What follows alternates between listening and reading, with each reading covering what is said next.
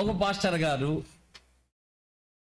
Assistant pastor గారు ఒక ఊరు పోయినారంట. ಒಬ್ಬ ದೊಡ್ಡ senior pastor and assistant pastor ಒಂದು ಊರಿಗೆ ಹೋಗಿದ್ದಾರೆ. అర్థమవుతుందా?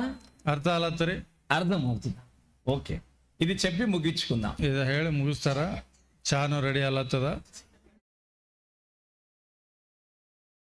ఈ అసిస్టెంట్ పాస్టర్ గారు వెళ్ళి ఒక ఊర్లో స్వార్థ మీటింగ్ పెట్టారు. ಆ ಇಬ್ರು ದೊಡ್ಡವರು ಸಣ್ಣವರು ಹೋಗಿ ಒಂದು ಊರಲ್ಲಿ ಮೀಟಿಂಗ್ ಇಟ್ಟಾರ.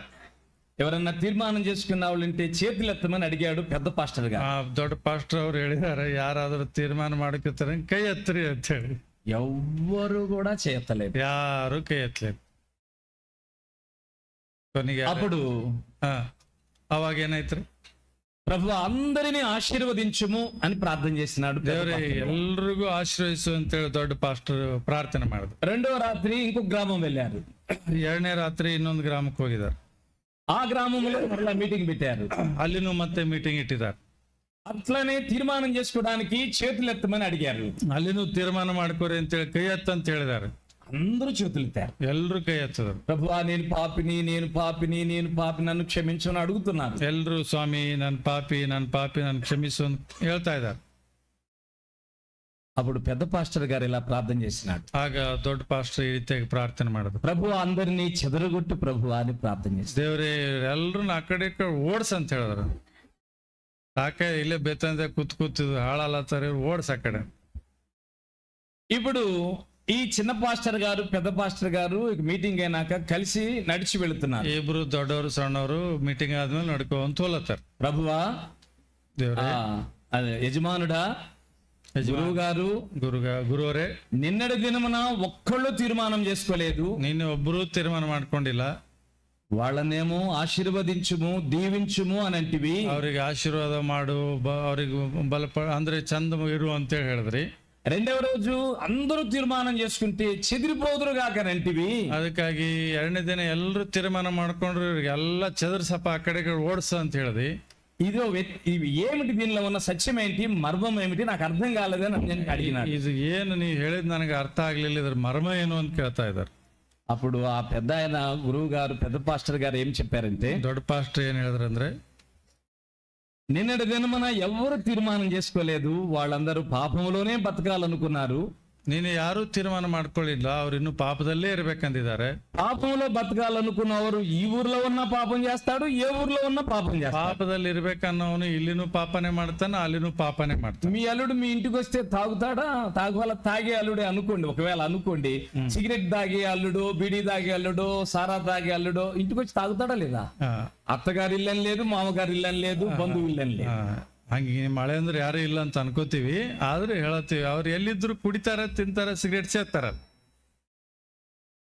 అదే ఆ తాగే వ్యక్తి దేశాలు పాడు చేస్తాడు గనక ఎక్కడికి వెళ్ళకుండా ఊర్లోనే ఉండాలి అని చెప్పి ప్రార్థన చేసినాడు. ಅದಕ್ಕಾಗಿ ಕುಡಿಯೋರು ತಿನ್ನೋರು ಏನ್ ಮಾಡ್ಕೊಂಡ್ರಂದ್ರೆ ಊರಾಗಿದ್ರೆ ನೆಟ್ಟಗಿರ್ತಾರ, ಅವ್ರು ತಿರುಗಾಡ್ಕೋತಂದ್ರೆ ಇನ್ನ ಜಾಸ್ತಿ ಆಗ್ತದೆ ಇವ್ರ ಊರಿನಿಗೆ ಅಂತೇಳಿ ಪ್ರಾರ್ಥನೆ ಮಾಡಿದ್ರು. వాళ్ళు ఊరు దాటకూడదు, ಅವ್ರು ಊರು ಬಿಟ್ಟೇ ಹೋಗ್ಬೇಡದು. పాపాత్ములు ఊరు దాటకూడదు, ಪಾಪ ಮಾಡೋರು ಊರು ಬಿಟ್ಟು ಹೋಗ್ಬೇಡದು. లోకస్తులు ఊరు దాటకూడదు, ಲೋಕಸ್ಥರು ಊರು ಬಿಡಬಾರ್ದು. లోకం వలె జీవించే క్రైస్తవులు ఊరు దాటకూడదు, ಲೋಕದವರಂತೆ ಬದುಕುವಂತವ್ರು ಈ ಊರು ಬಿಟ್ಟು ಹೋಗ್ಬಾರ್ದು. ఊరు దాటితే ఊర్లన్నీ పాడైపోతాయి.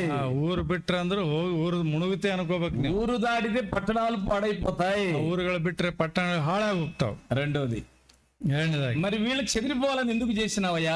ಇವರು చెదిరి ಹೋಗ್ಬೇಕಂತ ಯಾಕೆ ಪ್ರಾರ್ಥನೆ? వీళ్ళు ఊరూరు చెదిరితే ಇವರು ಊರು ಹೋದ್ರೆ ఏ ఊరు పోయినా చుట్ట దాగడు, దాగడు, సారా దాగడు, అబద్ధమాడడు. ಅದಕ್ಕಾಗಿ ಇವ್ರು ಯಾವ ಊರಿಗೆ ಹೋದ್ರು ಸಿಗರೇಟ್ ಇಲ್ಲ, ಸಾರಾಯಿ ಇಲ್ಲ, ಏನು ಇಲ್ಲ, ಗುಟ್ಕ ಇಲ್ಲ, ಸುಳ್ಳುನಿ ಇಲ್ಲ.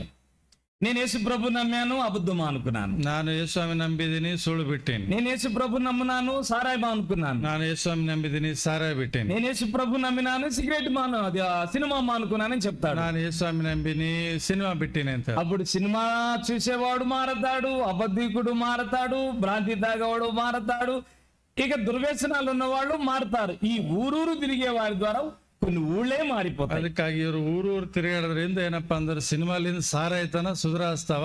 ಅದಕ್ಕೆ ಇವ್ರಿಗೆ ಹಿಂಗ್ ಪ್ರಾರ್ಥನೆ ಮಾಡೀನಿ ಅಂತ ಹೇಳಿದ್ರು.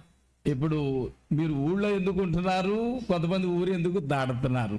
ಅದಕ್ಕೆ ನೀವ್ಯಾಕೆ ಊರಾಗ ಇರ್ಲತ್ತೀರಿ, ಕೆಲವೊಬ್ರು ಯಾಕೆ ಊರ್ ದಾಟಿ ಹೋಗ್ಲತ್ತ అది చెప్పండి. ಹೇಳ್ರಿ. ಏನ್ರಿ మిమ్మల్ని ఊరు దాటిస్తున్నాడా, ఊళ్ళోనే ఉంచుతున్నాడా? ಅದಕ್ಕೆ ದೇವ್ರು ನಿಮಗೆ ಇಲ್ಲೇ ఊರಾಗೆ ಇಡ್ಲತ್ತಾರ, ఊరు ತಗೊಂಡ್ ಆ ಕಡೆ తిరిగేళ్ళತ್ತಾರ?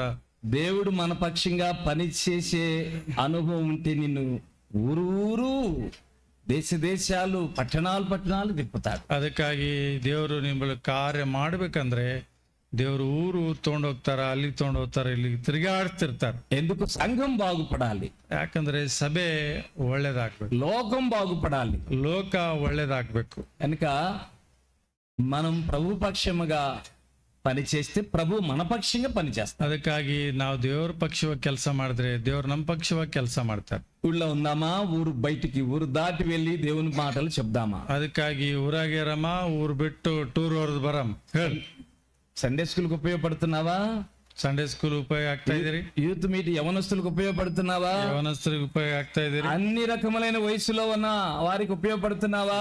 ಎಲ್ಲ ವಯಸ್ಕರಿಗೆ ಉಪಯೋಗ ಆಗ್ತಾ ಇದೀರಿ? టీచర్స్ కి ఉపయోగపడుతున్నావా? ಎಷ್ಟರಿಗೆ ಉಪಯೋಗ ಆಗ್ತಾ ಇದೀರಿ? పరీక్ష చేసుకుందాం. ಪರೀಕ್ಷೆ ಮಾಡ್ಕೊಳ್ಳೋಣ.